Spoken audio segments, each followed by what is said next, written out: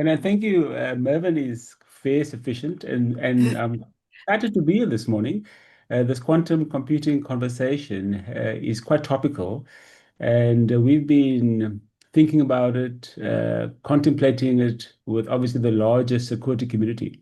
So I'm kind of excited to share with you my thoughts around the topic and maybe just the implications that have emerged over the last couple of years for our research community. So I got a presentation. I'm going to try to get through it. It's quite a lot of ideas and thoughts. And also, what are you going to hear from me is actually, in fact, what we have been thinking about and what we are going to implement over the next 4 years. So we kind of just completed our 4-year business plan for the DSTI. And so a lot of the thinking that I'm sharing today is actually fact packaged as part of the next 4 years of execution to the DSTI. So my topic is really the African tailored pathway for quantum computing access. And I want to kind of start with that because I think that's an important concept to kind of understand because we're in this quantum computing race for quantum advantage. But the race didn't start now. The race actually, if I can click it, the race started a while back. And so what we are seeing is that we have these disruptive trends happening in the scientific space. And these disruptive trends are creating challenges for our researchers because they have to rethink how do they apply their domain in order to deliver on their research objectives. So if you go back to probably 10 years ago, we had the first wave of disruption hitting our scientific practice environment. And there was the wave when we had analog to digital transformation. And all of us remember those years, right, where the big topics was e-research, technology-enabled research. And that's where we saw the introduction of digital research infrastructure, where computing platforms and information systems started to replace your more analog instruments like the microscope, etc. And there's quite a significant disruption to the community because then we had to realize that we now have to rethink how do we apply our research practices to obtain those research objectives, but we have to learn new skills, specifically skills around ICT, which became crucial in that transition from analog to digital. So that's wave one. And that was 10 years ago. And we just managed to kind of deal with wave one, where probably 5 years ago, we were hit with wave two. And wave two disruption was really around this AI-enhanced discovery, where previously all the other disruptions gave us tools that we as researchers used and applied in order to do scientific discovery. Now we're sitting in a kind of a paradigm where AI is no longer a tool. It's not neutral. Actually, in fact, AI is now a collaborator. It's a co-collaborator of the researcher. It's definitely not neutral. And so because it kind of mimics cognitive ability, you now are beginning to use it to augment your research objectives. And so creating new knowledge, creating insights is now becoming kind of a part of where this new AI wave is best fit. And so we're trying to figure this out, right? Wave two, it's 5 years ago. It's probably beginning to emerge much stronger. And we see as a center the demand growing for AI services. And then kind of the next frontier hit us. And this is probably about 12 months for us as a center, quantum-enabled science. And this we see as the wave three of disruption. And here, obviously, as you've learned yesterday, is a kind of how quantum computing has this promise of exponentially scaling up a computational capability in order to really uncover and discover new insights that the classical world cannot offer us. And so you have essentially a wave one, which we just kind of managed to kind of transcend and dealt with and kind of settled into a very comfortable environment. Then we hit with wave two, and now we have to upskill again and figure out how do we apply AI and also deal with all the ethics and governance issues around it. And then probably 12 months back, we would be sitting on wave three with quantum-enabled research.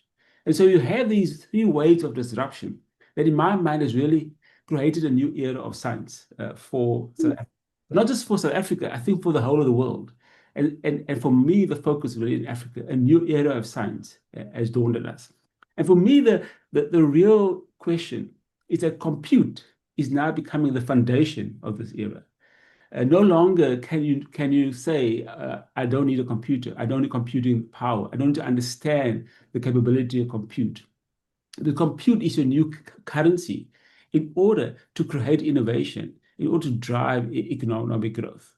And so those countries that kind of don't own their own computing capability, actually, in fact, are going to follow, right? Because we will have to then rent compute capacity from hyperscalers outside. So we become dependent on these hyperscalers. But if we kind of own our own compute, we'll be able to participate and shape the world that we're in. And if you look specifically around things of AI, if we don't own AI capability hardware, we essentially are dependent, like we are at the moment, on external providers. And then I think the other context for us is that wave three is really about convergence. And so wave three essentially takes wave one, wave two, and actually integrates it with quantum computing. So the current era that we're in really takes all three of those waves and kind of merges us together in order to deliver what we have never seen before in society.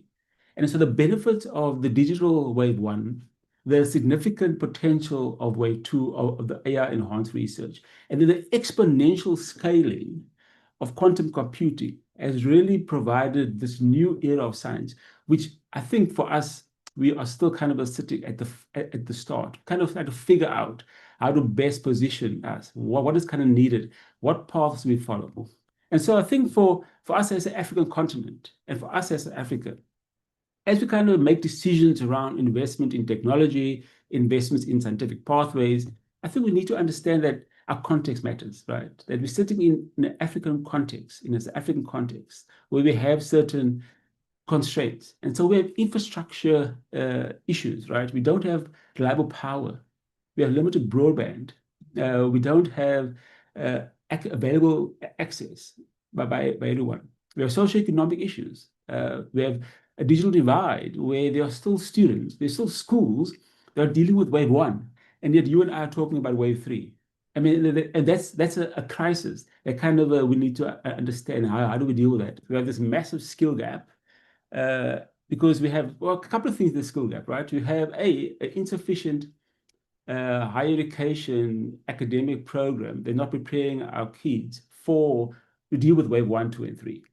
And those that are coming out of university, those are coming out of high school, are really less than 1% of the cohort of students that can kind of adequately deal with and respond to wave one, two, and three.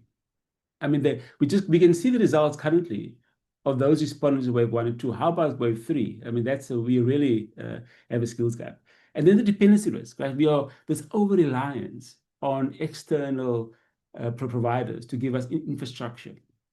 And then obviously the whole thing about the governance and the sovereignty, our ability to contain the data that's generated on the continent for our own use, as opposed to exporting that to other countries. And so I think there are some practices that we must avoid. I think for me, I'm realizing that if we're going to tailor a pathway for Africa and for South Africa, I think there are two critical practices that we must try to avoid. I think the one practice is that we must stop thinking about elitist ideas and that we have to start being inclusive. And so we kind of always pushing the notions of these big sky science projects that always seem to get the funding, always seem to get the attention. But when it comes to the less big ideas, they're always kind of getting the less funding. And so for me, is how do we ensure that we inclusive with our access, inclusive with our provision, but also so that we don't leave any of our rural communities behind. And then I think the second thing about skills, that in the matured environments, the skill pipeline is quite well established, where in South Africa is not. And so a lot of the projects that you hear about coming from the north actually in fact assumes you have a skill pipeline, where we don't. And so for me, the skills concept has to kind of be front and center. So you have to combine the two. So when you talk about investment in tech, investment in a pathway, you have to say, how do we then at the same time talk about skill development? And so very briefly, there are a couple of things I think we got to kind of acknowledge. Well, we need sovereignty, not dependency. We need to develop local in-house skill capability technology in order to remain sovereign. We cannot outsource that any longer. We need to be inclusive and not elitist, to make sure that we accommodate as far as possible, not just the elite groups, but actually everybody across Africa. Skills first and not as big notions of tech. Regionally pool our things together as opposed to nationally siloed, and focus on developmental goals. I think the concern that I have is that Africa is seen as a consumer market and not as a market that you can co-produce. And when I look at some of these ideas coming from the north, it is as if we are consumers of services that are created somewhere else. And so therefore we cannot actually create ecosystems. I mean, we missed the ecosystem in wave one. We're not part of the ecosystem. It's all happening from the north. We are going to miss the ecosystem that's created in wave two. And so the AI ecosystem, the open AI, the perplexity, I mean, those ecosystems are not created in Africa, because Africa kind of is seen as a consumer market. And the one ecosystem that I always talk about is the ecosystem around the mobile phones, where we essentially shaped through innovation the mobile industry. Why? Because they gave us a piece of hardware and they gave us software. And now we see what's happening in the AI space. They're giving us packages. Here's a package for you, go and develop applications. And they're retaining all that hardware for themselves. But I think that is what we must try and avoid. And so what is kind of the approach that we're taking? Well, so for those of you who haven't heard of us, so we're part of what is called the National Integrated Cyber Infrastructure System. And Dr. Happy Sithole is kind of the pioneer thinker around what is needed for a researcher in South Africa to be successful with his research objectives. Well, he needs three things. Well, he needs connectivity and internet access. He needs compute. And then he also needs some data research management platform. And those three capabilities combined is actually in fact what Dr. Sithole brought together under this unit called NICIS. And so, for example, my team, we are the Center for High Performance Computing, and we provide all the compute capability to the research institutions. So if you're sitting at any university today, you essentially are using at least one of the three. You're definitely using Sangren because you're connected to the internet, you're connected to other universities. And if you're a researcher that requires compute resources, you're probably using our platforms. And then I'm hoping that you're also using the RESA for long-term archiving or short-term storage. So to show you, all the universities are connected on our infrastructure, and all the universities are actually using our services. And then in addition to all the researchers, we also have the research institutes. They're also participating and utilizing our services. So coming back to kind of the Center for High Performance Computing, that's really for me the vehicle through which quantum computing access is being discussed. And so for us, we're based in Cape Town. That's our facility. And essentially, we have really quite a very specific mandate. We provide the high performance computing services, which you kind of didn't know of.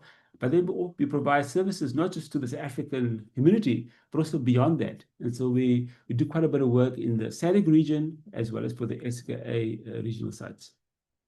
And so we are a national facility, a public facility, fully funded by the DSTI, administered by the CSR. And so we sit inside the CSR organization. And in the team, we probably have about 35 staff that are based between Cape Town and Pretoria. And there are three teams. One team that kind of ensures that the operations of the environment is built, managed, and maintained. And then one team is actually, in fact, the touch point of our community. And so those are the domain specialists, the domain experts that assist researchers to build the algorithms, to optimize and fine-tune those workloads so they run more efficiently on our environment. And so what have we been doing? Well, if you think of wave one, well, how have we responded to wave one? Well, back in the day, we essentially developed and built a high-performance computing capability. And so during wave one, when there was this transition from analog to digital, we kind of introduced a high-performance computing platform. And this was back in 2007 to 2017. And as you can see, it wasn't long ago when we had this wave one disruption. And so we introduced Langao, a one petaflop system, and essentially that's has been running for the last almost 10 years. From this slide, I want to show you that essentially all the universities access the cluster. So a very good response from the community with regards to wave one. And then to show you all the domains that are utilizing the cluster, obviously, the significant domains in the percentage-wise is really because they require compute. And so it's no surprise that, for example, bioinformatics, chemistry, computational mechanics is probably the bigger portion of distribution of usage because they just require more compute. But it's a good representation of all the domains that kind of has essentially been impacted by wave one. And there's kind of the migration from analog to digital. Another wave one response for us was kind of deploying a cloud infrastructure. And so we have a cloud platform, and the cloud platform essentially was deployed during COVID, and that was in response to the national demand for contract tracing during COVID, as well as providing, if those of you remember, there was a flood during KZN, so providing the government the ability to kind of integrate all of those emergency response information and provide some dashboards to the emergency response. At the moment, moving on to 2025, we now have deployed a number of applications and workloads on our cloud platform, because unlike the cluster, which is really about research outputs and objectives, the cloud is really about running applications that can scale as the demand grows. And then kind of for us really in this cloud space, the other wave one that we respond to is government's requirement to develop a digital public infrastructure. And you will start to hear more about this digital public infrastructure requirement as government wants to create a digital ID, a digital wallet, a digital payment system. And all of that kind of will be facilitated by some cloud infrastructure. And then we're looking at wave two, right? So now we have wave one, and the way we responded to wave two was to build and provide a GPU infrastructure. And to show you a snapshot of what is currently happening. And so most of our demand on our GPU infrastructure is actually not traditional AI, or is not the new AI. It's coming from molecular dynamics. And so for us, the interesting bit is that we have a growing demand for AI capability and infrastructure, but we don't kind of have sufficient resources to accommodate that. So for us, really, it's about growing this infrastructure so we can make sure that we can support the demands coming from the universities. And then just show you a brief snapshot of the type of projects that kind of is running on our GPUs. And these are kind of the ones that really, for me, is highlighting where exactly is the kind of the drive. It is really about natural language processing, which is a good thing, right? Because we kind of taking this capability of AI and we say how best can be used to enable and drive social economic benefit. And then wave three. And so you probably heard yesterday that in South Africa, you actually have a South African quantum framework that's driving the adoption of quantum computing. And so in that framework, essentially, the Center for High Performance Computing have been acknowledged as the entity that will provide access to the community. And so just to show you the breakdown, so our role within this framework is really about compute. So how do we provision compute to the community so that the science that comes out of the universities can actually be done more effectively? And so the security, the actual community itself, they focus on the science, and our focus is really on the access. So what have we done? So if you look at the quantum computing landscape from a compute perspective, it is expanding rapidly. But the challenge is the actual fact has been no convergence around the technology. So you have various modalities that have been deployed to produce qubits. So you have superconducting circuits by IBM, Google, and Rigetti. You have trapped ion modalities. You have photonics. You have neutral atoms. And so it's kind of an indication of where the industry is actually at. It's still at the exploratory phase. Everybody kind of is hedging their bets that their modality is the one that will carry us forward. And so for us, as we look at this landscape, what we are realizing is that you cannot hedge your bets at this point in time. It's too early in the industry to say we are going to kind of focus on one particular modality. And so the idea is that you actually in fact have to ensure that before the convergence take place, because no one knows where the conversion point is actually the fact that you expose yourself to as far as possible to all the modalities. But what is certain for us is that wave 3 is actually in fact the entry point. And so as we enter into the quantum computing era, what we're realizing, you don't enter before wave 1. You actually in fact have to have wave 1 and wave 2 capability, because quantum essentially integrates all to those services. It doesn't replace your classical, doesn't replace AI, it actually in fact augments it. So if you just quickly look at the landscape globally in terms of benchmarking, where we're at, and I kind of draw up a very brief slide of the various countries and what are they doing in the quantum space. And as you can see, South Africa and Africa are actually in fact at the early stages of quantum computing. I mean, we haven't even really scratched the surface in terms of growing quantum capability. We look at the leaders, it's the US, it's the UK, it's China. And so the gap for us is really around how do we start to create the right infrastructure, the right programs, the right awareness. And this particular event like this is really a good start, because it's starting to kind of expose the community, not just the scientists, but actually start to expose the community to kind of the wave 3 that is pending. And so what have we done? Maybe some practical steps. Also, we have secured with Security a 1-year contract as kind of this initial phase of getting into the space. So we have a 12-month contract with IBM's quantum computing service. It's a cloud service. What we also have initiated is a new operating model. Also, what we're realizing is that in this new wave 3, because of the limited skill set, we had to kind of create a new model that supports our researchers. So with our internal resources at the Center for High Performance Computing, coupled with a special interest group formed out of the CSR, we now kind of support this environment, and then kind of initiate skills accelerator programs. And this is kind of the critical word, is that we need to accelerate skills, not just in quantum. You're actually accelerating skills across wave 1, 2, and 3 in order then to fully harness the benefits of quantum. So we have an IBM Quantum Cloud Platform that's currently operational. It has very specific hardware. So it gives us essentially 127 qubits with the Revision 3 Eagle processor. It also gives us 156 qubits with a Heron processor.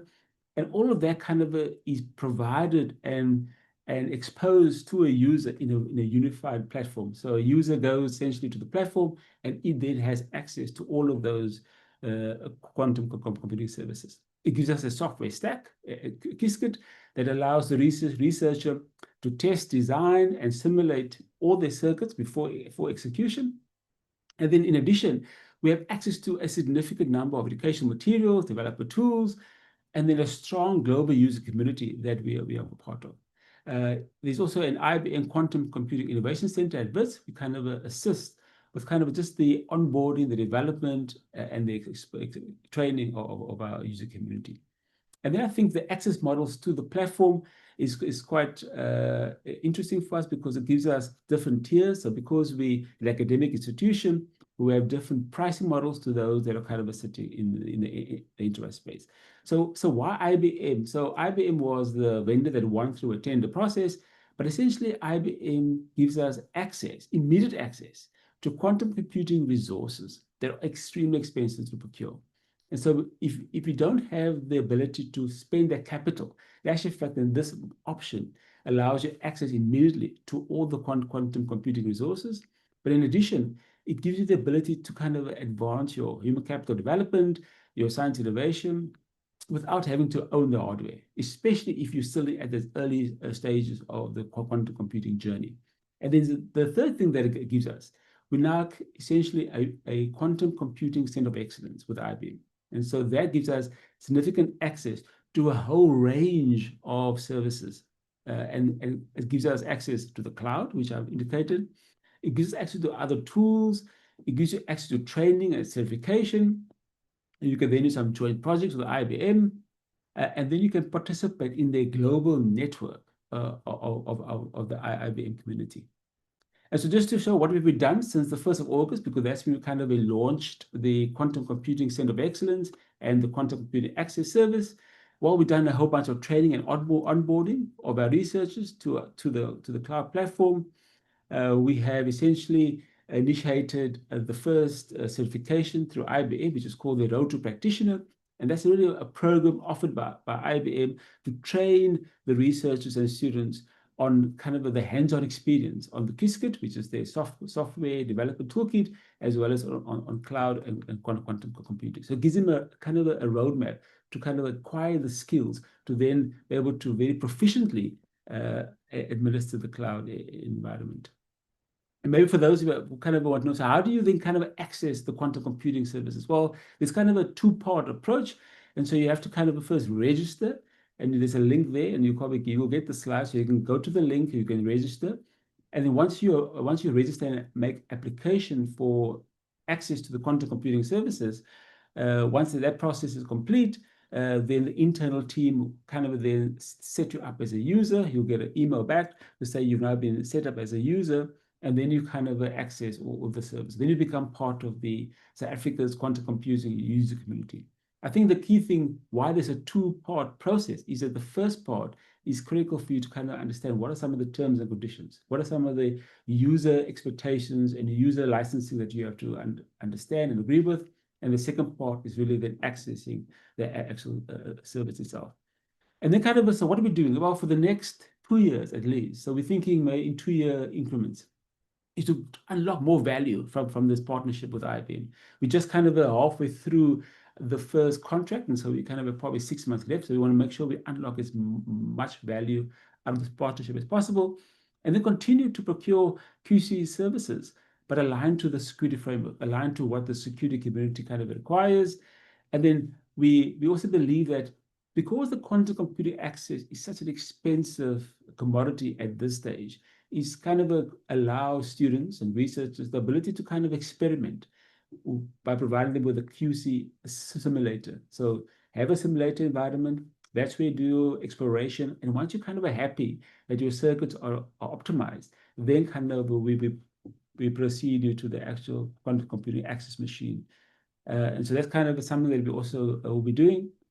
We're seeking partners, collaboration partners, because this global ecosystem is not comprehensive. It's very small, and so we're making sure that we kind of seek partnerships in the BRICS community, in the Euro HPC, Industry Alliance, to work with them to kind of explore how do we grow and expand this community, and then expand QC expertise. So offering internships, studentships, and other partnerships, and then additional, we'll provide some training. And then just to kind of do a plug that in next week, in 2 weeks' time, we're hosting the national conference, CHPC's conference. And at the conference, we're having a quantum computing workshop on the Sunday, dedicated for those who kind of want to learn more about quantum computing, but also how to kind of use the cloud infrastructure. That's kind of happening on the Sunday.